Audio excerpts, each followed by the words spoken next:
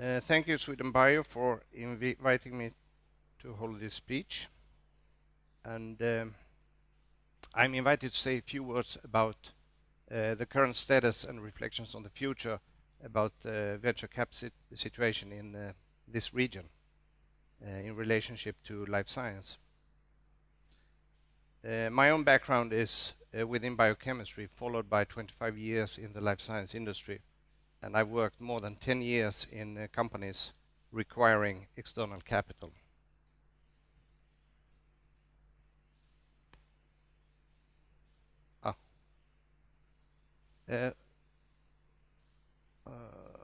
First of all, just very short, DMM, as we abbreviate it from now on, was founded 2010, and it's a public non-profit organization founded by the region Skåne, the universities of Malmö-Lund and the city of Malmö. It's an active mutual forum for life science and health issues, and we are trying to act as a catalyst between different players in the market to boost and to create new initiatives within life science and health.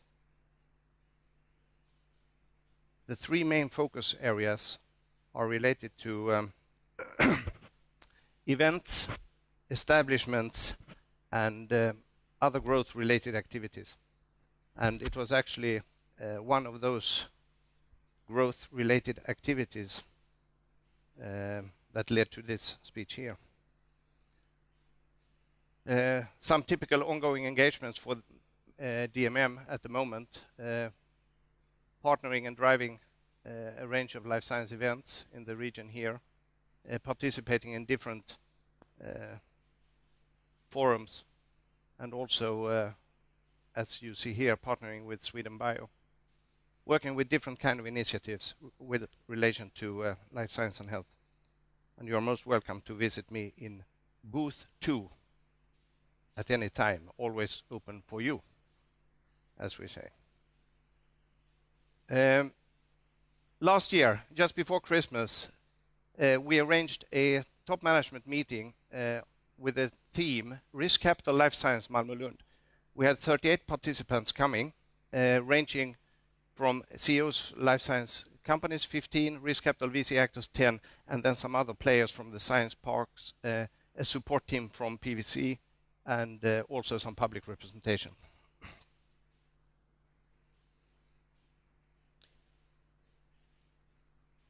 The overall goal of the meeting, which was initiated by Medical Malmö, was to establish a mutual view of the current situation here, and with three very, very fundamental questions. Is access to risk capital a problem? If so, why? And if so, how can the situation be improved? And during the meeting, a lot of the participants had their own presentation with this subject in mind and trying to answer these three questions. And then it was an open forum and a roundtable discussion.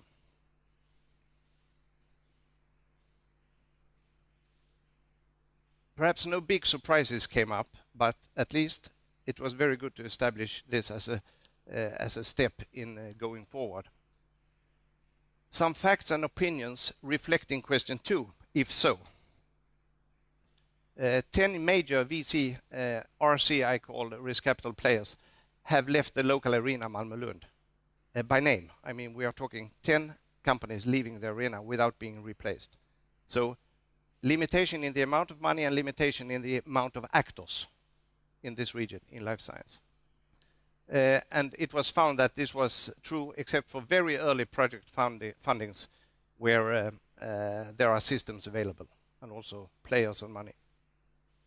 And we also found out, as we have heard today from several presenters, that the existing venture capitalist companies, they have now analyzed the situation and decided to focus on later stage investments rather than early stage investments.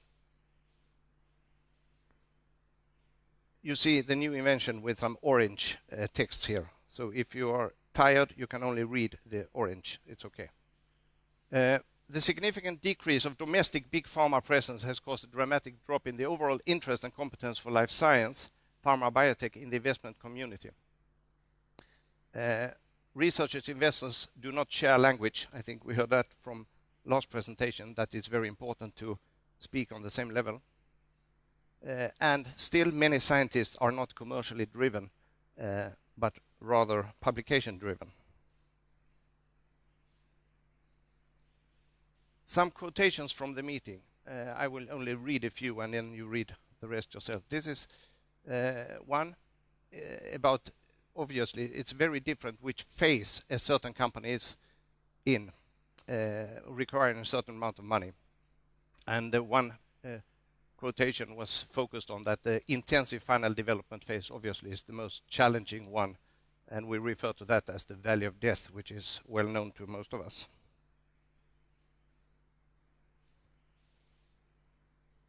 How do we get access to the limited amount of money? We also had views with this phrase here: limited amount of available capital may result in successful financing of the most promising projects, avoiding the less promising. Seen from an investor's perspective, there may be some advantages with the shortage of capital in the competitive environment.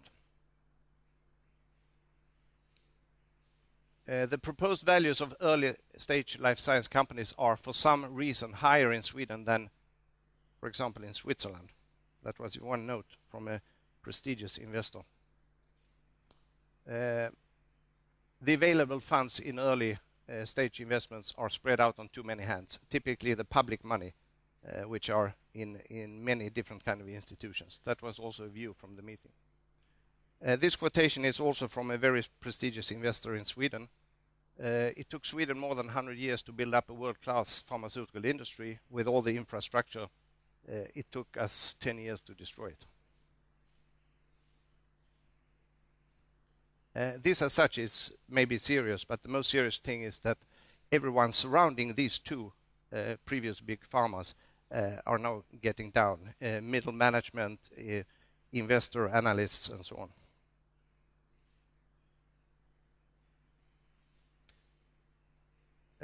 And finally, some hope. Let us grab this opportunity, learn from history, and create new opportunities for life science. After this meeting, the last meeting, I strongly believe we can do it, and I hope this meeting will also lead to that. Based on the feedback, which was very high on arranging this meeting from the participants and the facts and opinions I just presented, we found out the answer of question number 1, do we have a problem, is yes. Two risk scenarios with this. One is, of course, this negative spiral, where limited access to risk capital leads to less interest from the scientific community to commercialize themselves. I heard one quote was one publication, one patent and commercial approach takes the same amount of time as 3 publications. That is really the scientist's choice. And with fewer innovations in a certain region, of course, the capital will be less interested. And this is an ongoing negative spiral, which we will try to turn around. And some participants claim that limited access to money could be an advantage. It could even be seen as an investor guarantee that most projects that we invest into are good projects. The common claim, all good projects always get money, was rejected by a majority of the meeting, and we also found out that it's actually impossible to verify. Risk scenario number 2, shortage of the amount of players also play a role, since external capital, international capital, is said to be without borders. And this is a truth with some moderations actually, because what you frequently see is that external international capital would like to find a co-partner, a co-financial partner to run in the corridors and to take the CEO in the air and to be there very tight at all meetings and so on. So the amount of players also play an important role. Some proposals for improving the situation. In order to improve early investments, new structures with public and private co-financing should be established. Every point here would take another hour to explain more about. But I invite everyone to continue the discussion with me and DMM for creative solutions. Better coordination in and between the various innovation systems. Continue developing interregional and international collaborations. And one example was what's going on here in the Malmö-Lund Copenhagen area, the Medicon Valley. Establish a structure where seed capital, early investors and late investors can formulate an investment strategy for a given project company early without necessarily investing at the same time, but to give the project, the company, some sort of financial roadmap very early. One good suggestion. Creation of a very professional intermediate structure between inventors and investors. That is to bridge where the CEO may be one of the top scientists in the world, but perhaps not the best communicator, perhaps not the best visionary from a business perspective. Intensify the search for international capital.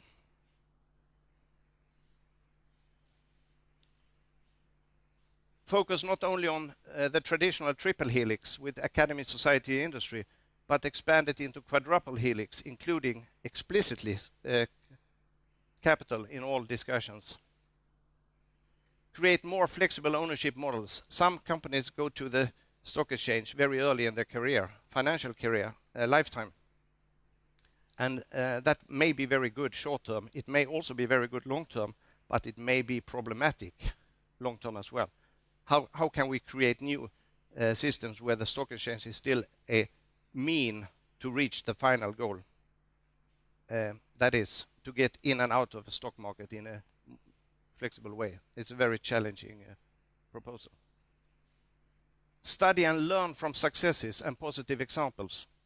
Organization, investment pace, structure, management, board composition, timing issues, etc. We have a lot of success stories all over. To analyze those in more detail, how they did it in terms of investment, in terms of which kind of people were there at different times. So, we have many reasons to be optimistic. We have highly skilled and innovative people, Scandinavia generally. We have a strong focus on life science. Success will not come by itself. It will be some hard work. I went to a meeting last week with from the Israeli embassy, talking about the Israeli strategy for business. It was arranged by a very good meeting by Medicinska here. And this guy, he expressed himself in a very interesting way. He said, first, we focus on the people, the qualifications of the people, the education, the skills. So they created one of the best educational systems in the world.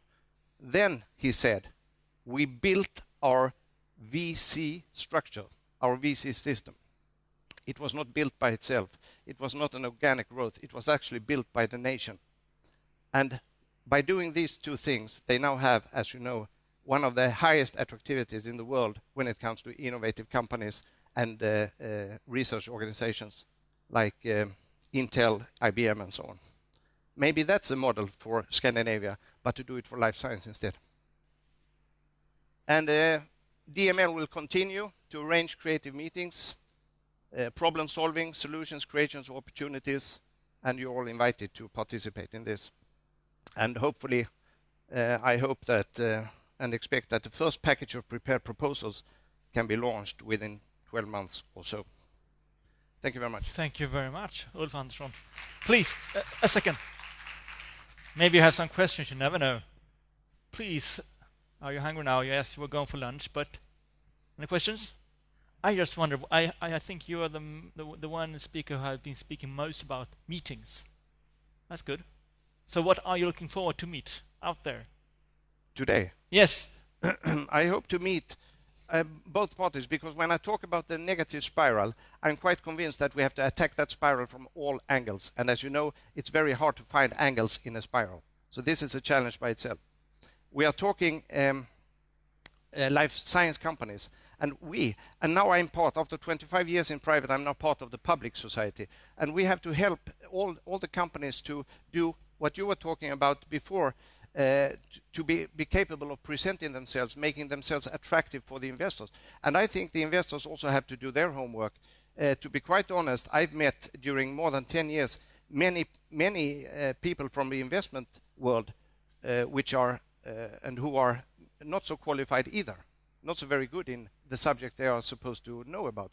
So I think there is some opening, and to create this meeting is one example of where people can actively discuss more concrete terms, so to say. And I plan to also to arrange similar kind of meetings. It sounds like we are in a school today. I think this is part of the School of Life Science Investments. Yeah. Very good. Thank you very much. Thank you. And here's a present from the Sweden Bio. Oh, thank you.